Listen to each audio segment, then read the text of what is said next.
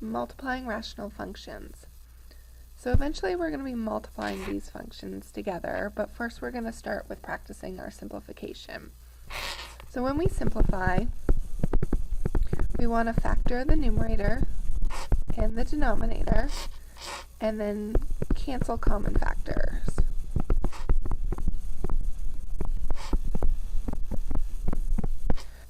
So when we factor, before we factor the numerator, I'm actually going to factor out a negative so I can rearrange and have that x squared be first. So if you distribute this, you'll see that I have the exact same as I have on the numerator in the original question, because it would distribute to be negative x squared and positive 4. And I've just rearranged it. And I do that before I factor, just to make it easier for me. So the negative's up front, and then I have my difference of perfect squares, so x minus 2 and x plus 2. Then I'm going to divide by the factors in the denominator. So numbers that multiply together to get negative 10 and add together to get positive 3 will be x minus 2 and x plus 5. So now you can maybe see better why I rearranged the numerator, because I wanted to make sure I had factors that I could easily cancel. So I cancel common factors, and then I leave what's left over.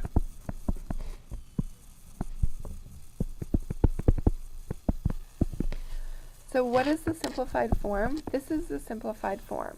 And what is the domain?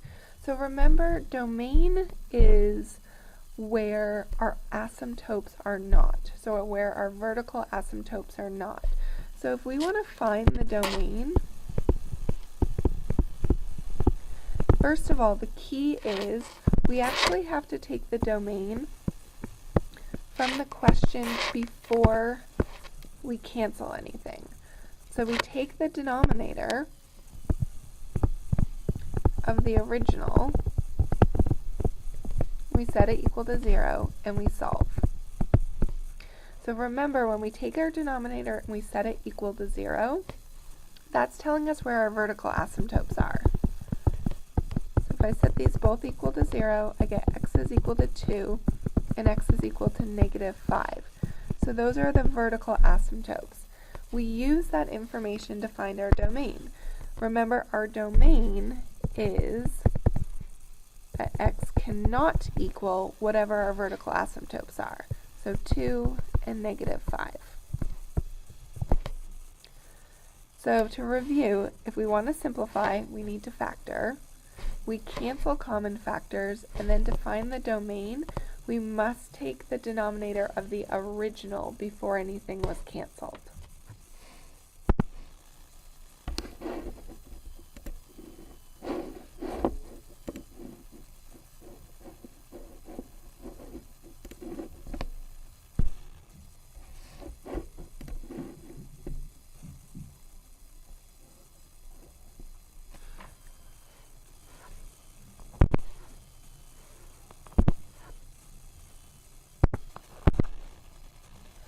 So to multiply these, we will write the equation with the multiplication.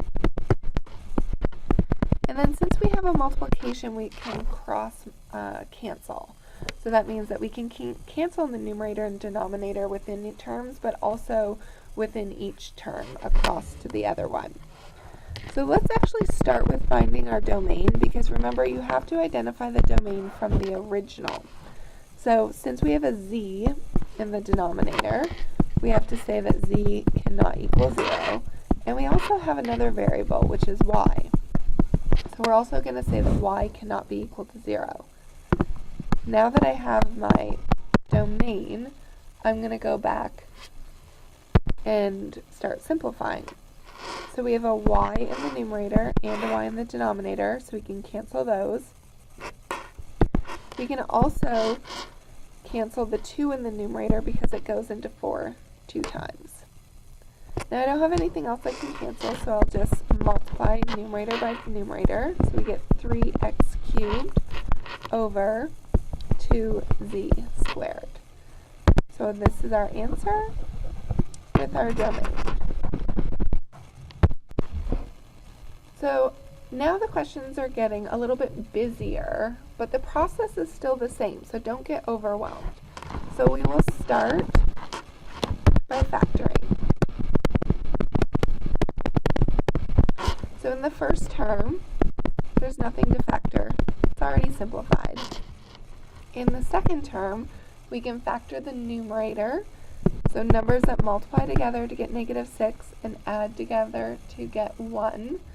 So we get x plus 3 and x minus 2. And in the denominator, x plus 1 and x plus 1, because they're multiplying together to get 1 and adding together to get 2. Then in the numerator, we don't have 3 terms, so that means we're going to look to common factor. So if we pull an x out, then we're left with x plus 1. And again, in the denominator, we're going to common factor. Then, because there's multiplication in between these, we can look to cross-cancel. Anything in the numerator and the denominator that's the same, we can cancel out. So we can cancel the x plus 1, the x plus 1, the 5 with the 5. We can cancel the x, x plus 3 with x plus 3. And I'm looking for another color. We can also cancel the x minus 2 with the x minus 2. So what's left over is we have x in the numerator and an x in the numerator, which is x squared. And in the denominator, we have x plus 1. Now let's look at our domain. So remember, our domain is what x cannot equal, but from every single factor in the denominator. So from this first factor, we can say that x cannot equal -3. From the middle factor, well, it's the same one twice, so it also cannot equal -1. And with the last factor, cannot equal 2. So our domain is x cannot equal -3, -1, and 2. For example 4, says multiply a rational expression by a polynomial. Well, really we're just going to multiply it by putting it over 1. So let's rewrite the equation.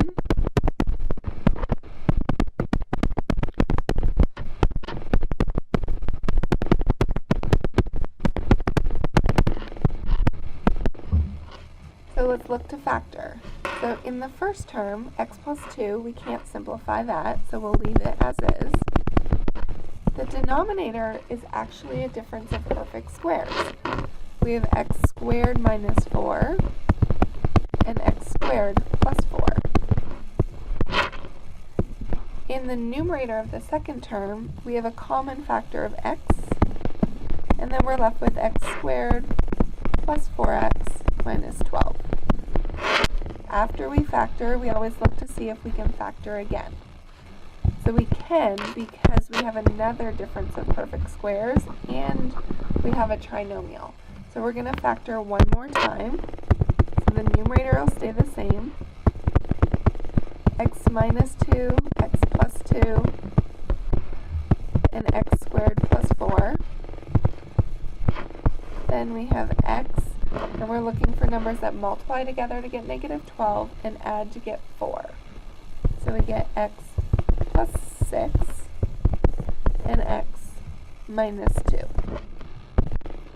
Now you might want to pause right now and find your domain before we start canceling. You can do it at the end or you can do it right now. So if we look at each parentheses, from the first parentheses we get x cannot equal 2. Then we have -2. If you take x squared plus 4 and set it equal to 0, you end up getting an imaginary number. So there's actually no number that comes from the term x squared plus 4 that we need for our domain. So I'm just going to erase it. And then we we have a 1 on the other side. So our domain is actually just that x cannot be equal to 2 and negative 2. Now let's go and see what we can cancel. We have x plus 2 and x plus 2. We have x minus 2 and x minus 2. And then we'll stack together what we have left over. So we have x